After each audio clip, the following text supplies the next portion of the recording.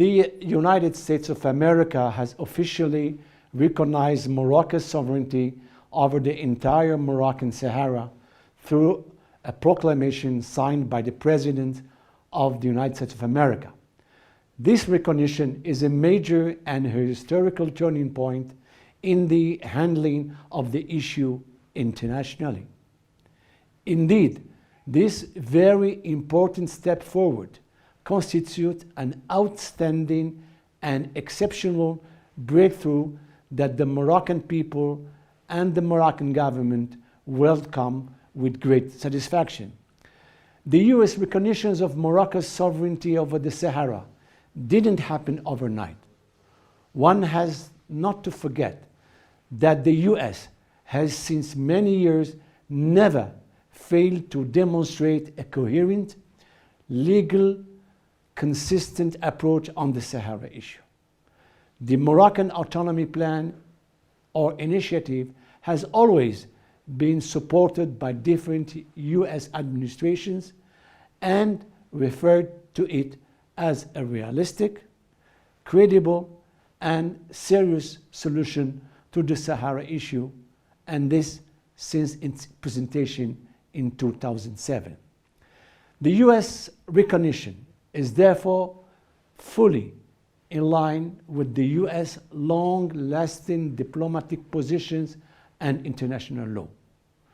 Entering into force immediately, this decision foresees the opening of a US Consulate General in Dakhla. Up to date, and I want to insist on this, 16 countries have already opened a consulate in the southern provinces of Morocco, in Laayoune and in Dakhla.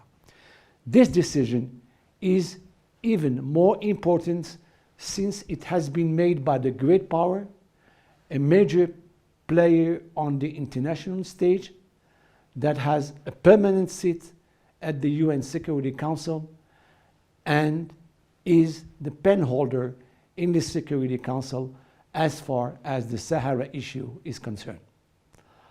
On the other hand, it is important to mention that this decision has not been made in exchange for the reestablishment of diplomatic relations between Morocco and Israel. This sovereign and independent decision taken by Morocco is the reflection of the peaceful and enduring existence between Morocco, the Moroccan Jews, and Moroccan Muslims standing since centuries. The reestablishment of diplomatic relations between Morocco and Israel is therefore only a natural step forward. Morocco's Jewish diaspora is the most important one in the Arab world. More than 1 million Moroccan Jews currently live in Israel. Some of them are members of the government and have kept close ties to their country of origin. As a reminder, Morocco's millenary tradition of peaceful coexistence and tolerance under the commander of the faithful found its most powerful embodiment in the refusal of His Majesty, late King Mohammed V, to hand over the Vichy authorities to Jewish Moroccans. And under the high orientation of His Majesty King Mohammed VI, Morocco has been promoting its Jewish heritage, and in this respect, the Constitution of 2011 of Morocco, of course, recognizes the contribution of the Jewish component to Morocco's unity.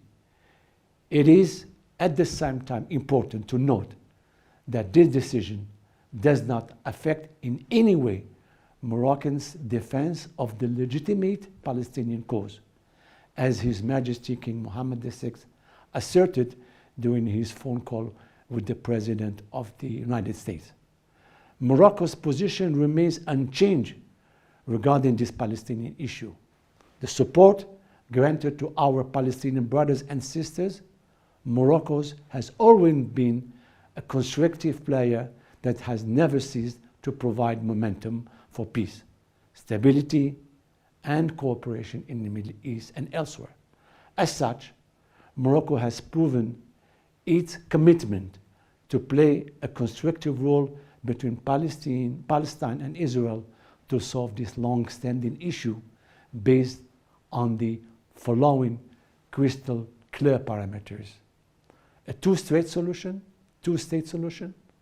with East Jerusalem or Al-Quds as the capital of the Palestinian state, the promotion of continued and direct dialogue between Palestine and Israel, and the preservation of the Islamic identity of Jerusalem. All in all, Morocco is committed to deploy all its diplomatic channels and peace tools with Israel to advance a settlement of the Palestinian issue, as it has been explicitly stated, reiterated by His Majesty King Mohammed VI on several occasions, and confirmed by His Majesty the King to President Abbas during a recent phone call. For us, the Palestinian issue is our priority in our foreign policy. It is in our DNA, and we will continue to work together with all our partners to advance the Palestinian settlement in the basis of the parameters that I already stated before.